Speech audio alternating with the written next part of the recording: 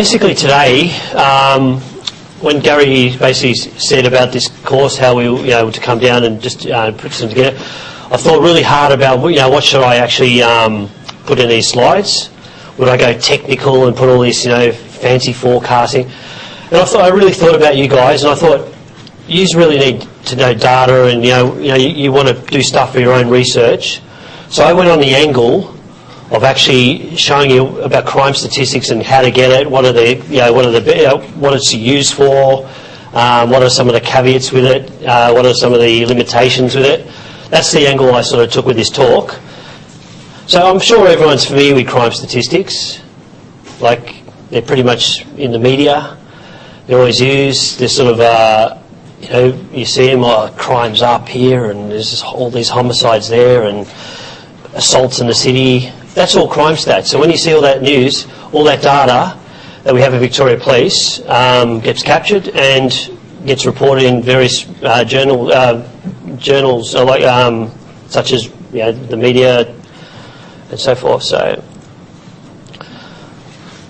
crime stats really, from a sort of a public perspective, and sorry about the non-contemporary statistical slide there, but what it is, it's just a collection of numbers that represent how sort of crime has been tracking, or recorded crime has been tracking throughout Victoria for a financial year, and comparing it such as to the year before, doing it as a rates per 100,000, so doing it per capita, and also having things such as clearance rates, etc., etc. And these are really high-level statistics that get really reported on for various purposes, which I'll run through shortly.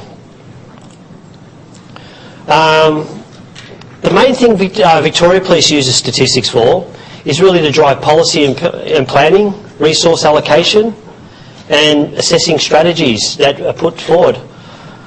That's what really they are. They're like a measuring stick. I always see them like as a dashboard. They tell you, they inform you of what's happening under the hood of a car. And basically the area that actually produces crime stats is called corporate statistics. That's the name of the unit. I actually formerly come from there. I worked in corporate statistics for 11 and a half years, and I've just got a new position, but this has happened after this lecture, so I thought I'd keep doing it. So I'll tell you all about corporate statistics. And what they do, they actually the ones that collate, put all together all the statistics. So anything you see in the papers with a crime stat goes through corporate statistics. Anything you see on the news, corporate statistics has produced that, and it's the official source for official crime stats. And what I'm hoping to show you, I'll get through it, is I'm going to go through the websites and point you with all the various tidbits of information that you can get access to straight away, and how, if it's not there, how you would go about that as well. Now, internally, crime stats, every month, quarter, financial year, Victoria Police has to report to the Minister on statistics on how various crime categories are travelling. These are just an indication of just some of the reports that go internal, where it just says various crime categories, here's how many that have been produced, and here's a sort of a percentage change. Just to give you a relative of whether something's trending up, trending down, has really significantly gone up, significantly gone down. And these are some of the reports. These are not really produced externally, but these are some of the monitoring tools that Victoria Police uses to sort of keep abreast of crime. Okay. What also Victoria Police needs to do, and that's where crime stats comes in as well, is like any government department, Victoria Police is funded by the government. So the government gives a whole bunch of money to the police and various corrections, courts, all government agencies, DHS. And what happened, with that money, they give performance measures. They say, okay, with this money, you need to reduce crime by 2%, you need to do crime against property by 2%, and you need to do clearance rates. And now what that does, it gives a measure to gauge of how Victoria Police is travelling to meet those targets. And these are charts that are done internally, whether something's on track, not going in the right direction. And each quarter, Victoria Police has to report to government on the various indicators. Also, within it as well, crime stats are used for basically strategic priority calendars, which is more of a way of what should we focus on our resources. This is a tool that's made by an area, it's a cousin unit of corporate stats called the CompStat area, or corporate performance, and basically they've got a tool that measures what's doing the most harm in Victoria now and when we should actually put resources to it and put it in a calendar. And the darker the dot is when we should focus. So assault is one of our ones that are really driving the harm in Victoria at the moment. And there's things like road trauma and what this does, it gives the members a sort of idea when we should target, when we should put strategies on, and when we should focus our resources on. Now, who uses crime stats besides yourselves? If you ever dabble down that path, there's a whole bunch of clientele from external to from our external clients. It's from the Minister of Police. Apparently he's the most important one, and it goes down to various agencies, Treasury, Finance, the Premier's Office, and so forth. And for our internal clients, we've got executives, so the Chief asks for the stats, the Deputy Commissioners, we've got all various intel areas. There's a whole bunch of stuff that need it for their own purposes, whether it's, as was pointed out, for various strategies, policies. They might be doing something on glassings. There's something on assaults in the city, car theft strategies. So there's a whole bunch of reasons that all these internal clients use. But corporate stats has that information, so when they need information, they can derive that information from the databases for those clients. And really what it's all about, what it is used for, and most things are used, like if you're doing something for research, the other people are doing it for strategies, policies and programs. It's just really about publicity as well. Police have to, every 12 months has to report on crime to see and show what's happening with crime.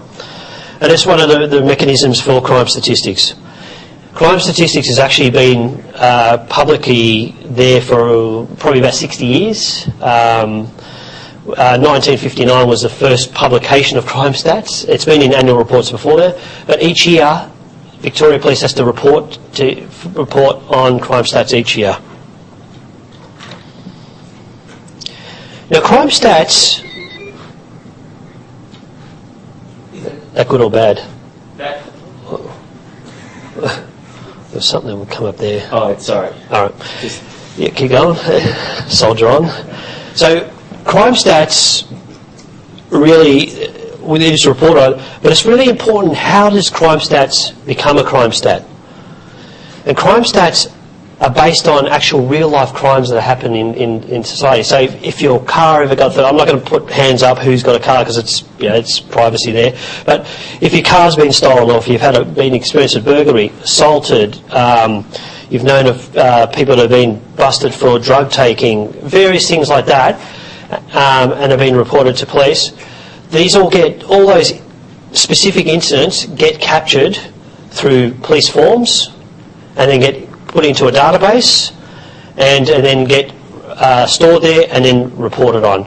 So that collection of information, all those individual incidents that are actually out there, get collected in a large database, which currently our current crimes recording system for crime is called LEAP. Has everyone heard of LEAP, the LEAP database, which is the acronym that police use? It's been running since 1993, so all crimes that have been recorded or reported and recorded since 1993 are in that database. And at the moment in crimes there's about 7.5 to 8 million different incidents in there, back to 1993.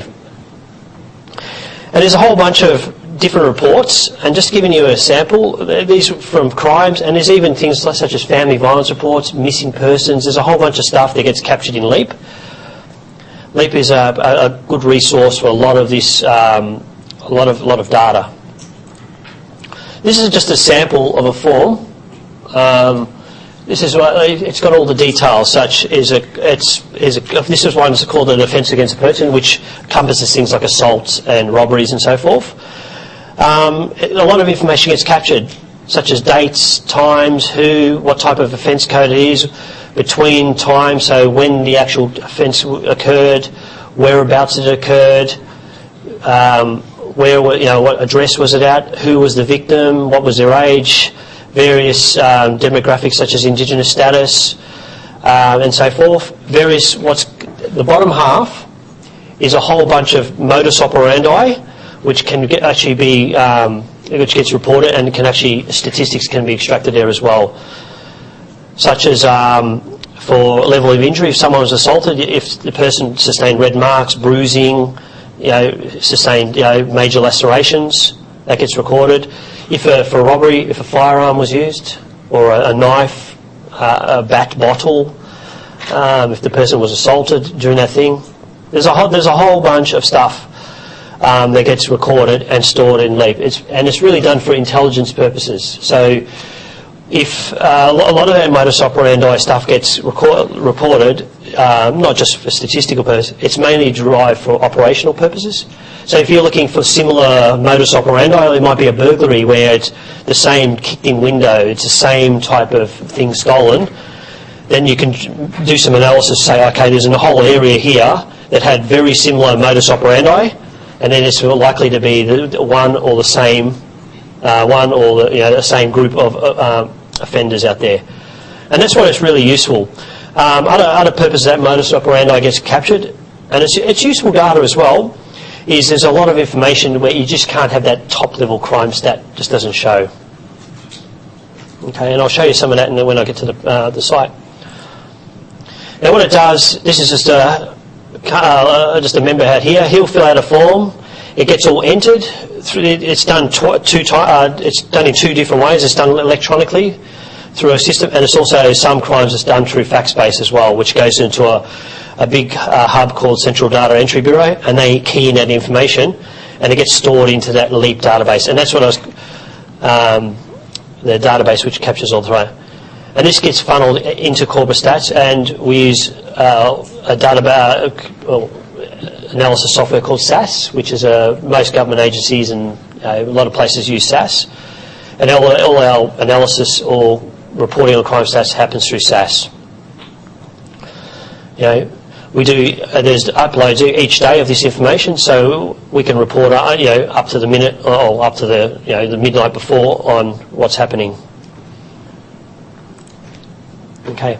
Now, there's a whole bunch of crimes. There's actually more than about 6,500 crime categories these days with all the policies, but all those are derived into 27 crime categories and 4 major broad categories.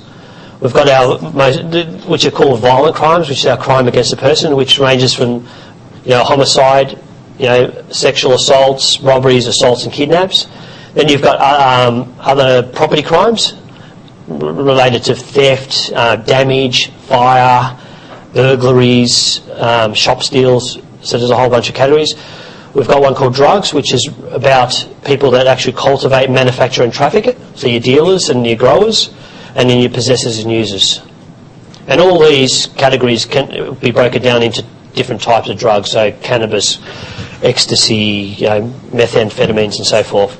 And you've got some other crimes, other more regulatory crimes, such as justice procedures, which are about breaching intervention orders, failing to give your name when you're an officer, weapons, explosives, being riotous in public. So there's a whole bunch of categories which the 27 categories derive. Now, when it comes to crime statistics, there's 3 major units that you should focus on.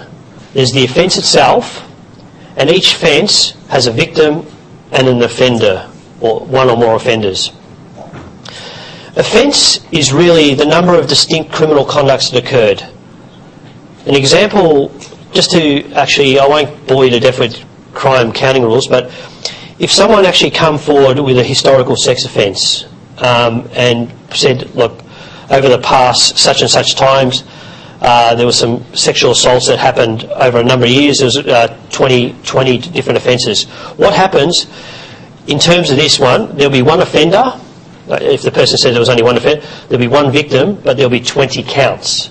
So when you see crime statistics, It's based on, like when you see offence, when the report, the crime's up there, it's all based on offences. No matter how many victims there are, it's all based on that offence count, which is really the thing. So when you're actually talking about it, or when you're trying to look for stats, if it's offence-based, you're looking at those distinct criminal conducts. Victim, how many distinct people, and offenders, how many different offenders.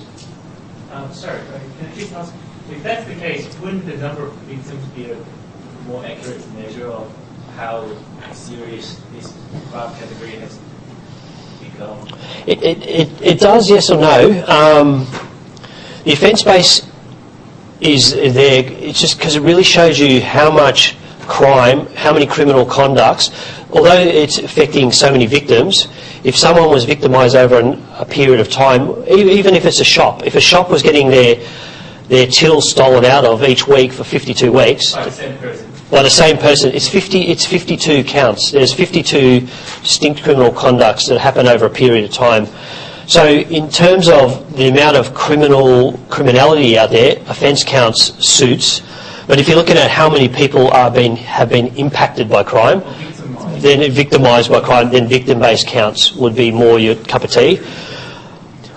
Now with crime stats, with the last one, all offences that get recorded have a victim, and victims can be in three types. They can actually be persons, they can actually be businesses.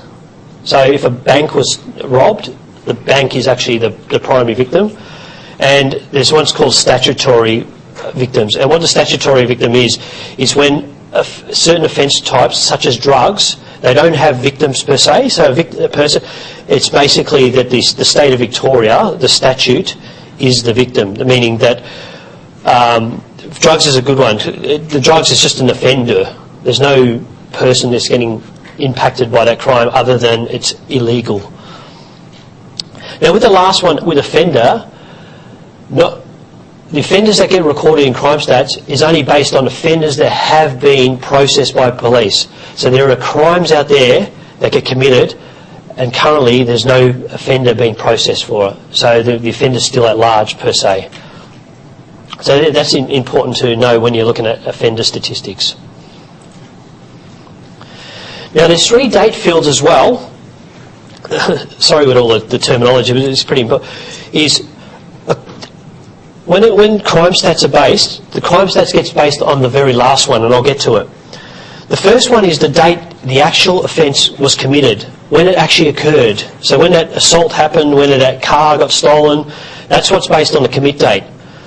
The next date that falls in line is what's called the report date, is when that person decides to go to police and report that crime. So if it's a historical sex offence, a commit time could be in 1970. If they just reported it today, the actual commit date will be today. And the last one, which is what the official crime statistics is based on what's called the create date. It's the date when the physical form gets entered into the LEAP system.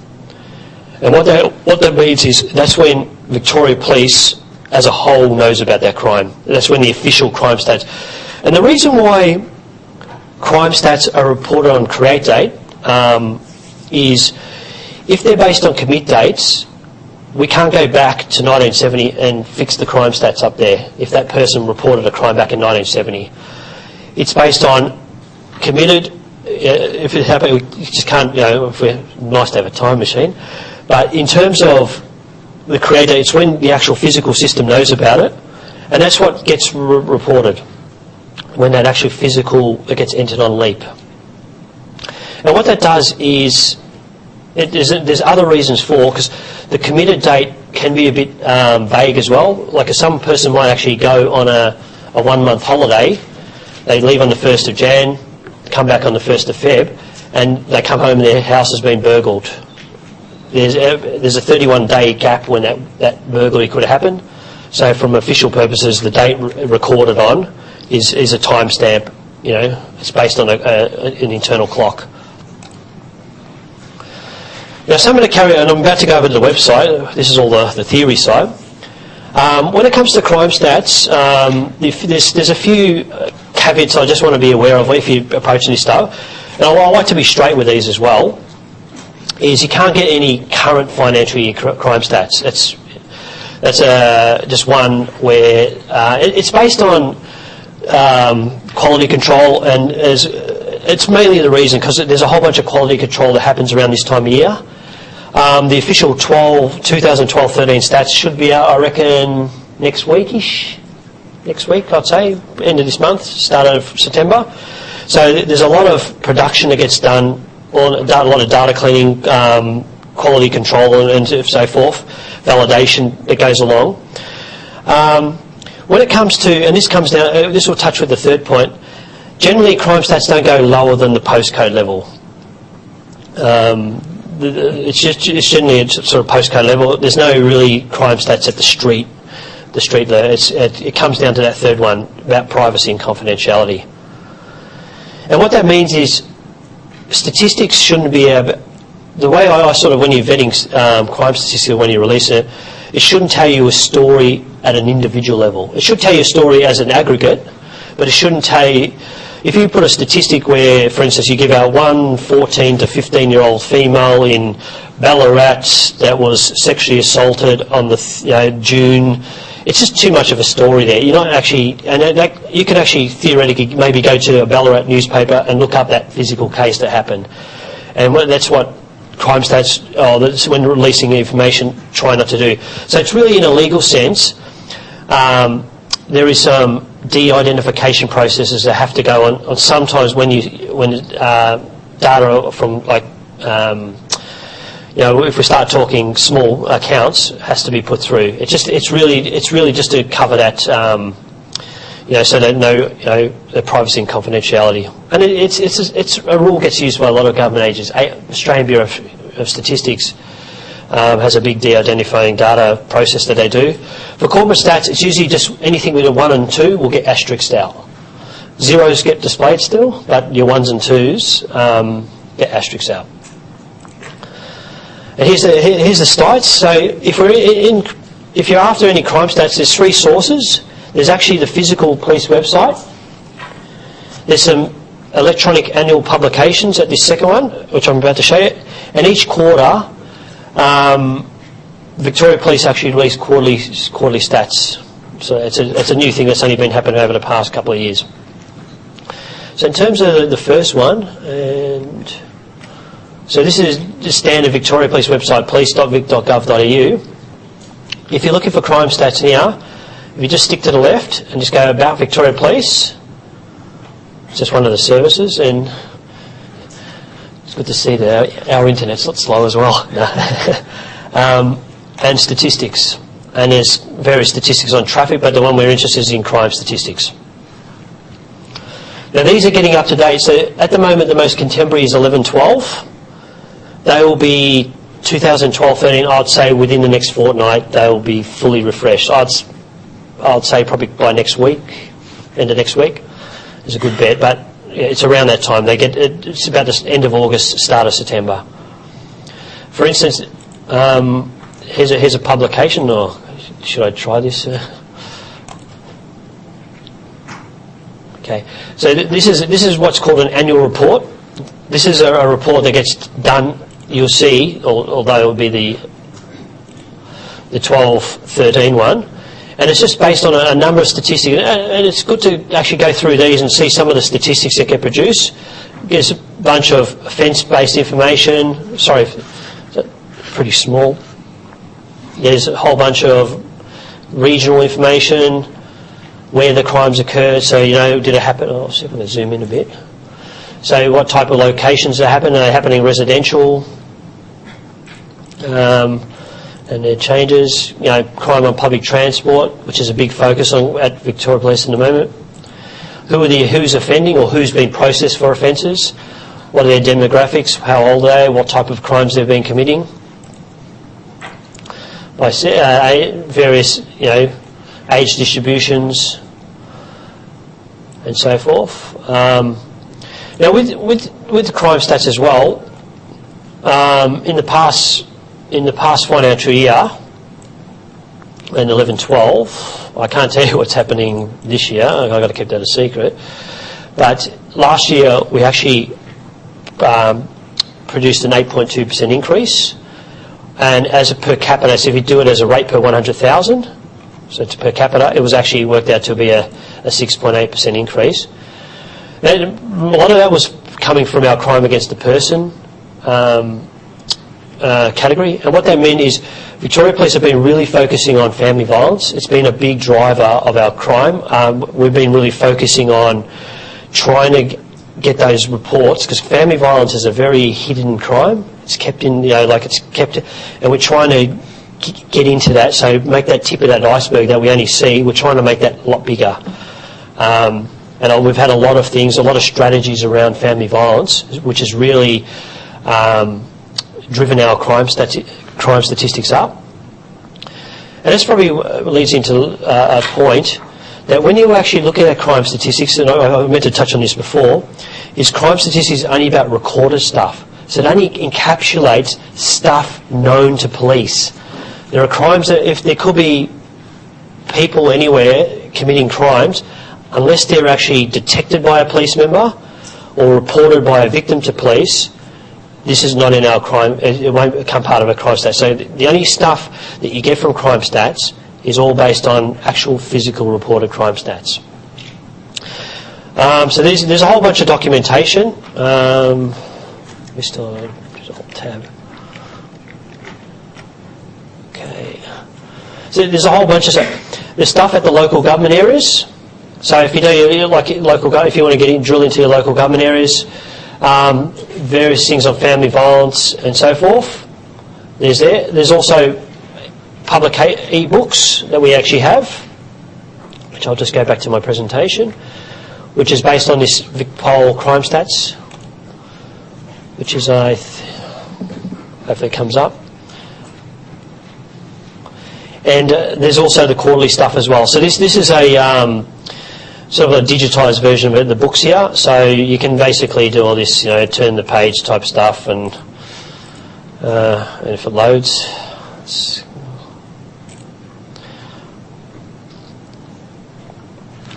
good to see we're not the same. Yeah. So it's all based on. So a lot of this information, it's been available. So probably zoom out a bit.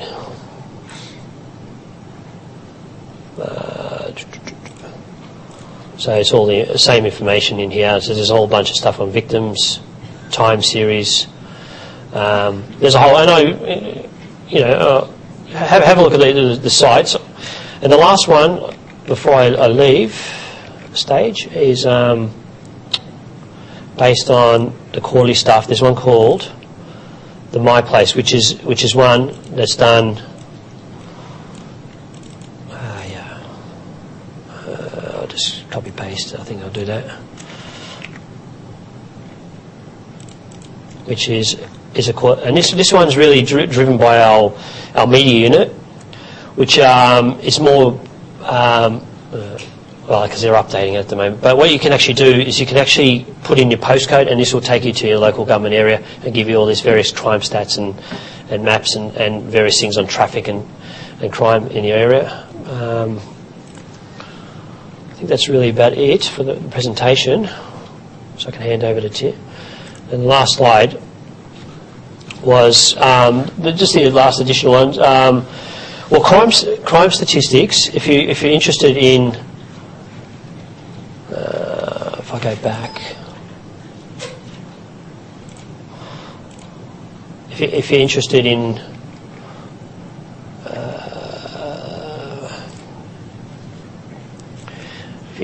them,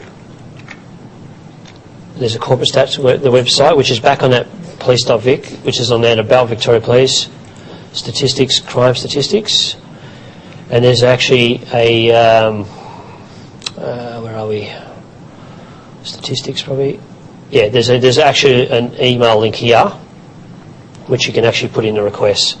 Now, there's a lot of there's a lot of free information that you got on the site. If you're after research where you got really detailed information, very complex type of request, they can attract a fee for service as well. So that's one of the things I'll just mention.